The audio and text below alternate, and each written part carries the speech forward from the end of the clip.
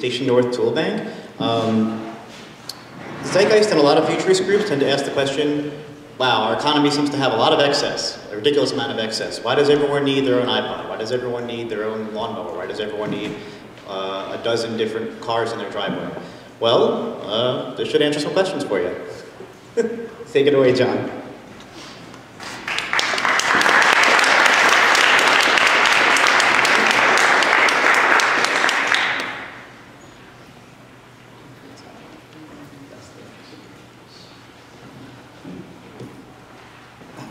Perfect. Hi. I'm one of the people behind the Station North Tool Library. We are a project of Fusion Partnerships. We are going to have our grand opening. We're very excited about it. April 20, I have it on my hand with everything, other information.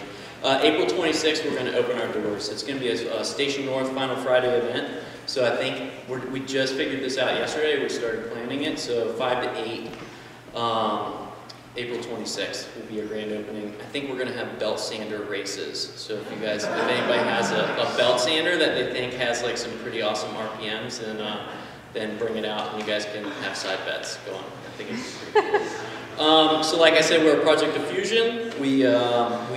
I'll get into all the really good news about our funding and everything a little bit later, but I'll give a little bit of information right now about what we're going to do and like memberships and everything like that. Because we do hope to eventually be a self-sustaining business, but memberships to the tool library would be $1 to $100 based on income, and it would be a suggested donation. So if people can't afford it to buy an annual membership, they can come in with $1 and they could check out tools for $1 a week. It's going to be incredibly affordable, but we need people to come out and help, and I'll get into all that as we move along. But just a couple interesting facts. 50% of all households own a power drill, and I'm using the power drill as like a metaphor for all different tools. Also, but this one in particular, 50% of households have a power drill. The average drill is used for 6 to 20 minutes in its entire lifetime. So, and that's not for like contractors or heavy tool users. That's for most people that own drills. It's not like even me. I use drills all the time, but I don't really use it that much or all the time. So, what happens to all those drills or all those tools when they're not being used? Sorry, I'm like moving ahead of my slides like too fast. I'm so excited about this. I always do that. So they're left to their own devices, and it would be so cool to like fabricate these stories as to what happens to these tools when they're not being used, but really they're just collecting dust inside of somebody's garage most of the time. So if we could get those tools, if we could just contact people and get them to kind of like recognize what the tool library is doing or what we want to do and what we want to provide to the community, and we say, if you have a drill, if you have any tools that you don't use, like why not give it to the tool library, store it in-house. Whenever somebody needs it, they'll be able to. Everybody will have access to it, and then when you need it, you'll have access to it also. So I went on a huge trip this past summer to go to different tool libraries all over the United States. But this is a network that is growing. It's getting huge. I went to a bunch of them to kind of like see what was working in different areas and meet people that were using tools from tool libraries and talk to people as they were checking tools out. And it was a wild experience to see what was working in certain places and see like different libraries that were very slow and that didn't have a big turnaround. There's a lot of tools on the tool libraries on the West Coast are in heavy use. They range from all different types of background and support.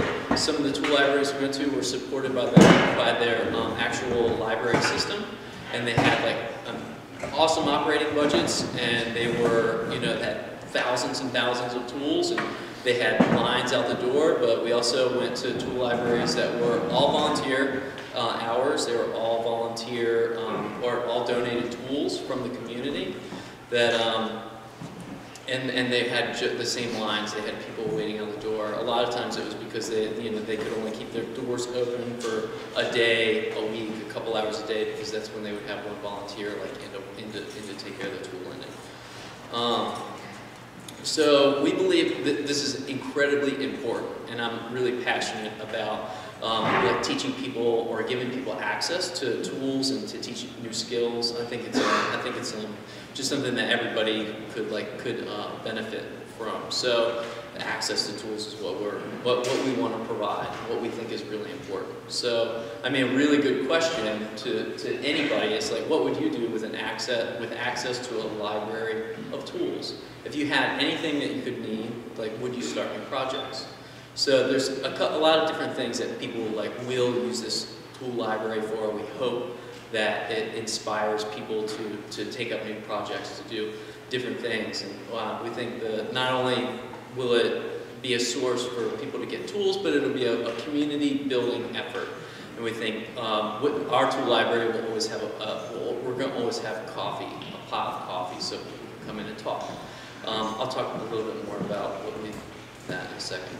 But right now there is a small tool lending network that already exists in Baltimore, and every couple days I find out about new projects. And I just found out that there's a tool library in Loch Raven Village Apartments. I just found that out today, and so we want to reach out to them just to build communication. But there's a organization in Baltimore called the Baltimore Community Tool Bank. They're down south in Baltimore, and they provide tool lending to nonprofit organizations. So if you work with a nonprofit church group or a large group of people, it's something for a large group to go in and check out a large amount of tools. So in their mission statement there, they are for the benefit of a group, and they're not there for individuals to go and check tools out. So through Parks and People Foundation, the Community Greening Resource Network, they have a small tool library. Not a small tool, they have tons and tons and tons of small tool libraries. Most of it's directed towards gardening and greening spaces. So all of this is these are some of the key people that we think would be really good to build a partnership with in talking about sharing tools. Beth's DIY workshop, I ran into her again yesterday, and she's looking towards eventually building a tool library for Laurelville. But right now, her place, she has a small DIY workshop where people can go in and rent small amounts of time to have access to all the tools in her workshop. So that's a pretty neat thing that a lot of people don't know about yet, but it's an awesome resource. The story of Portland's tool library system is kind of fascinating and really cool. Their libraries, Portland started their first tool library. When they started, they just served the neighborhood of North Portland, and they wanted to keep it in the neighborhood, and they got donated tools from the community.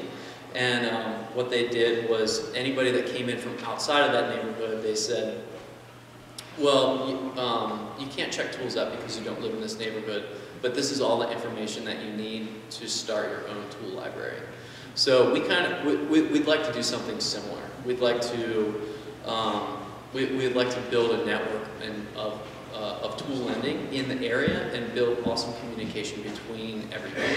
I think there's enough tools that exist that that aren't being used, that all of these libraries could be supplied.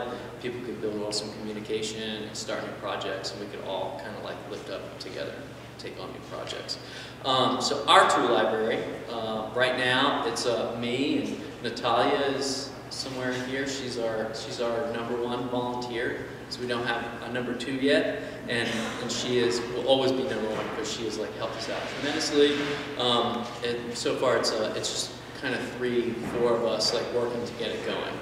But so this is kind of what we are looking for. We're looking for people to kind of to want to help take charge of this library and help us develop it, help us turn it into something that everybody wants.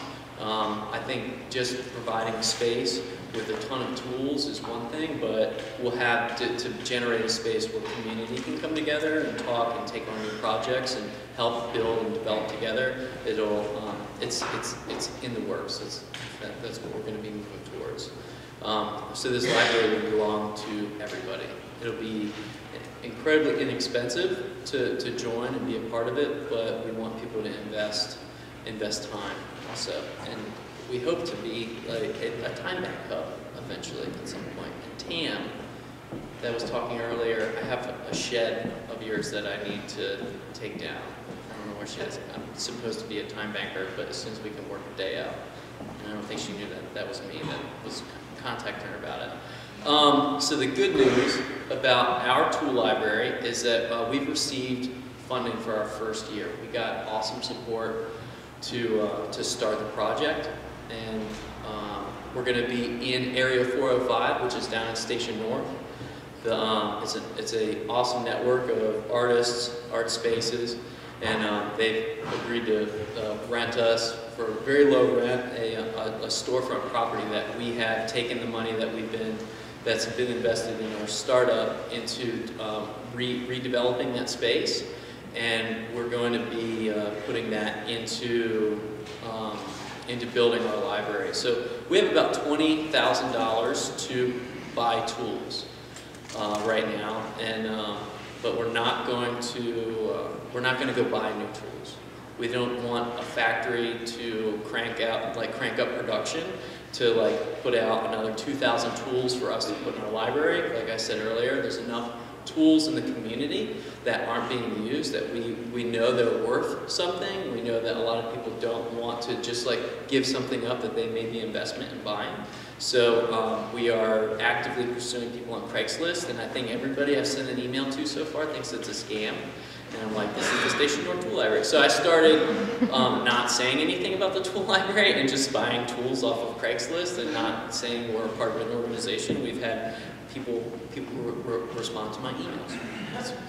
But I think it's one thing. It's going to be a kind of a hard thing to crack. So it's all going into the community, and we need help to build the community.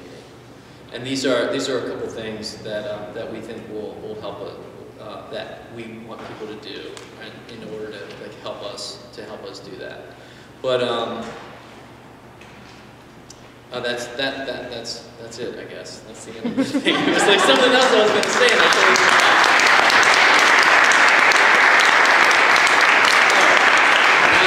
I remember now. I had it in my hand the whole time.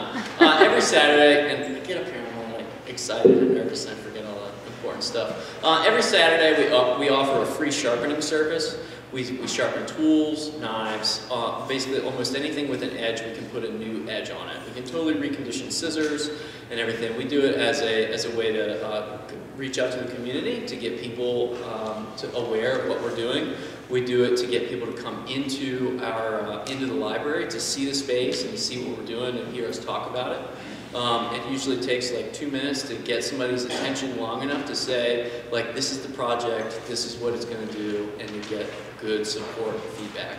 And so far, every time after 2 minutes, people are like, yes, that's an awesome idea. I want to help. I want to get involved. So now we're at the point to next Saturday. We're going to have our first volunteer day. So we have all of these jobs in the development of the space that we need help with, and we are looking for people to come out and help out. And if you have tools that you want to get sharpened, bring them. If you have tools that you want to donate, we want them. And if you have a T-shirt that you want our logo on, we'll screen it for you. Cool. That's it.